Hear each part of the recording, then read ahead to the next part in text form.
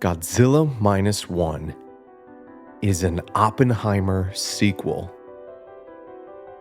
When I came to you with those calculations, we thought we might start a chain reaction that would destroy the entire world. I remember it well. What happened? I believe we did. あれはゴジラ。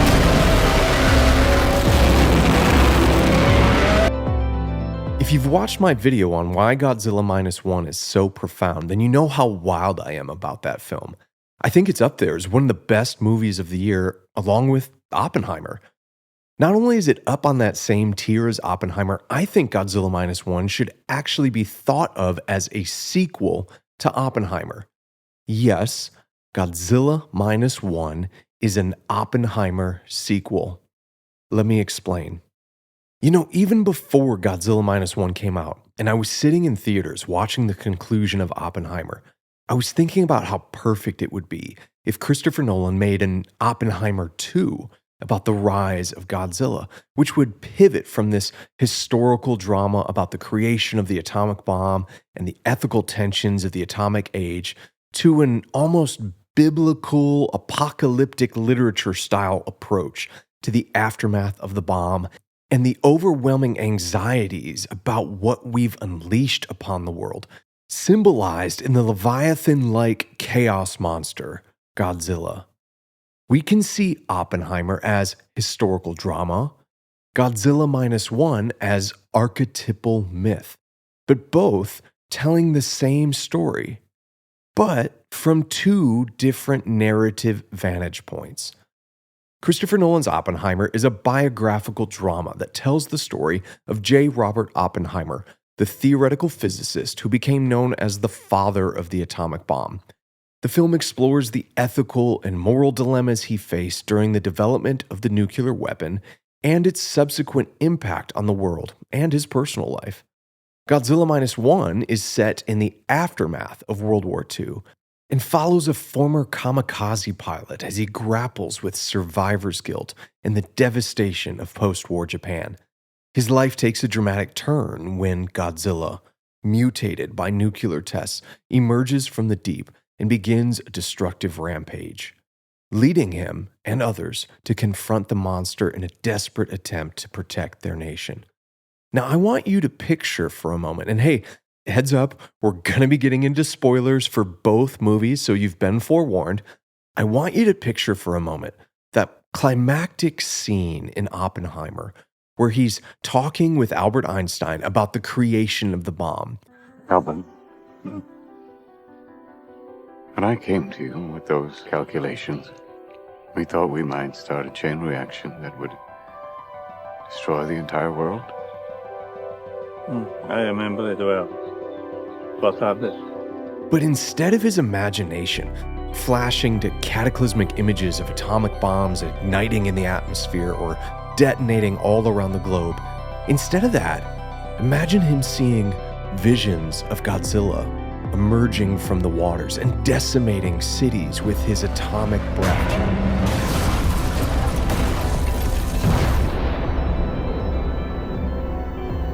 As a living embodiment of the horrors of Hiroshima and Nagasaki. I get that some might not like this kind of shift, the shift from the historical to the allegorical and symbolic storytelling. But this kind of interplay between levels of storytelling has been the normative way humans have told stories throughout much of human history before the modern age. In the modern age, we've made the word myth synonymous with something not being true. But this is a shallow engagement with the nature of truth. Godzilla is archetypal, mythical truth. Godzilla was originally conceived in Japanese culture in 1954 as a Leviathan-like chaos monster who emerged from the sea as a result of nuclear testing in the Pacific. This iconic monster represented the destructive power of nuclear weapons and the fear of radioactive contamination. In the original 1954 Gojira, aka Godzilla, His very presence emanates radioactive poison that people measure with Geiger counters, a device used after Hiroshima and Nagasaki to measure the radioactive contamination of the bomb's after effects. The Japanese people never know when Godzilla may strike next. Their weapons appear powerless to stop his devastation. He roars and flashes of Hiroshima emerge from his mouth. His very presence may slowly kill you from radiation poisoning, just like those who felt even the distant presence of Oppenheimer's bomb. How can anyone look at Godzilla as an archetypal myth and say, well, that's not true? On this level of analysis, Godzilla is most certainly true. Godzilla Minus One is the perfect sequel to Oppenheimer because it speaks to this deeper truth that transcends historical data points. But you don't even have to imagine a different storytelling tactic between the two films, because Oppenheimer already does this within the film. Now, some were frustrated that the film never explicitly showed the horrific images of the after effects of the bombing in Hiroshima or Nagasaki, and I can understand this objection, and we're actually going to come back to that in a moment. But yet, I also appreciate how Nolan attempted to convey the horrible suffering of the bomb in a more symbolic way that conveyed meaning on a different level than the historical. Remember the scene after the bombs have been dropped, where Oppenheimer is receiving thunderous applause in that auditorium on Los Alamos? He looks out at those loudly cheering and stomping their feet, and then the audio goes silent. The cheers turn to screams of terror and visions of people burning and skin melting off. I mean, that's just a vision he's having in his head, right? But we see all of this happening in the scene, side by side, within the same film that most certainly conveys some historically accurate representation of past events. But was that scene true? In the historical sense, probably not. But in the symbolic and mythical sense, yes, it was profoundly true. The Los Alamos team cheering the success of the bomb also meant the unfathomable pain and suffering of hundreds of thousands on the other side of the world. And I don't know about you, but it was that scene that had the strongest emotional impact on me. Oppenheimer didn't historically walk over corpses of the dead, just like Godzilla didn't historically emerge from the sea after the atomic bomb.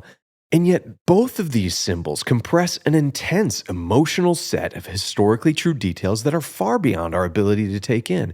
And it condenses that information into a smaller set of images that we can grasp. This kind of symbolic, archetypal storytelling functions kind of like a zip file. A zip file that takes far more data across multiple files and compresses it into a folder that the human psyche can receive. Once received, the symbolic, archetypal zip file of myth can be unzipped, and the files can slowly be explored. Now, again, we never get to see the bomb or its effects from the Japanese perspective in Oppenheimer, which is another reason why Godzilla Minus One is the perfect sequel to Oppenheimer. Godzilla Minus One effectively gives us that other vantage point without ever explicitly mentioning Hiroshima or Nagasaki. It doesn't need to explicitly describe the historical details because it effectively uses the mythical symbol of Godzilla and the emotional human stories of its Japanese characters to effectively give us the other side of Oppenheimer. As you watch Godzilla Minus One, you get a deep sense of the emotional devastation of the war and the bomb on the Japanese psyche. The viewer can absorb the ever-present sense of anxiety that the Japanese people must have felt in the wake of Oppenheimer's bomb and the devastation of World War II. I remember the first book report I did on Hiroshima in elementary school, and I remember the sense of terror and anxiety that I felt as I allowed myself to step into the shoes of the first-person survivor stories I read. I could step back and picture what that would have been like if it would have happened here. Just take a look at these depictions of New York being obliterated by an A-bomb, done in 1950 by US painter Chesley Bonestell. Maybe you can feel a palpable sense of existential dread as you imagine something like that happening. Godzilla is the perfect symbol of that kind of existential dread and anxiety. He's towering, colossal, and devastating, and yet he fits within the camera's frame. His reptilian appearance plays upon our biologically hardwired fear responses to snakes, which we've inherited from countless generations of ancestors. As I discussed in my previous video, he is the perfect modern-day representation of the ancient Near Eastern mythical monster of non-ordered chaos known as Leviathan. My mind cannot visualize the vast, expansive devastation of Hiroshima. I have a bunch of low-resolution conceptions of that event that I try to piece together to grasp at the whole. But in the singular, archetypal image of Godzilla, I can momentarily grasp at and receive that zip file, which will later allow me to decompress its contents and explore all of its salient points of connection. Obviously, Nolan's Oppenheimer wasn't just about the bomb, and neither is Godzilla Minus One as myth. I don't know the feeling of sitting in terror underneath my school desk during an atomic bomb drill like my parents do. Maybe some of you are of that generation and can relate to that feeling. The existential dread has taken on a different shape in my generation, whether it's terrorism, pandemics, or the potential threat of artificial intelligence. We don't know when our comfortable and ordered states of daily life may suddenly be interrupted by threats of human malevolence or ineptitude, which can conceivably destroy our ordered state of peace and thrust us into a state of terror and chaos. Oppenheimer was about the atomic bomb, but it resonated with us because in many ways the bomb functioned as an archetypal symbol with timeless meaning. Godzilla Minus One was about a monster from the sea, but it resonated with us for the same reasons, as an archetypal symbol with timeless meaning. There's one other reason why Godzilla Minus One should be considered the perfect sequel to Oppenheimer. Godzilla Minus One becomes the perfect spiritual sequel to Oppenheimer because Oppenheimer left us in a state of ambiguity about our ability to overcome the chaos we and or others have unleashed upon the world. But Godzilla Minus One gives us a sobering, but ultimately optimistic hope that if and when these monsters emerge, we are ultimately capable of vanquishing those dragons. Oppenheimer is a brilliant but morally conflicted man with complex motivations surrounded by varying degrees of moral and immoral men who are desperate to survive. They care who dropped it. I did. We are left in that final scene of Oppenheimer with a deep sense of ambiguity about whether or not we will survive. Nolan gives us an Augustinian view of the depravity of the human condition and leaves the audience in that place to wrestle with that sense of depravity.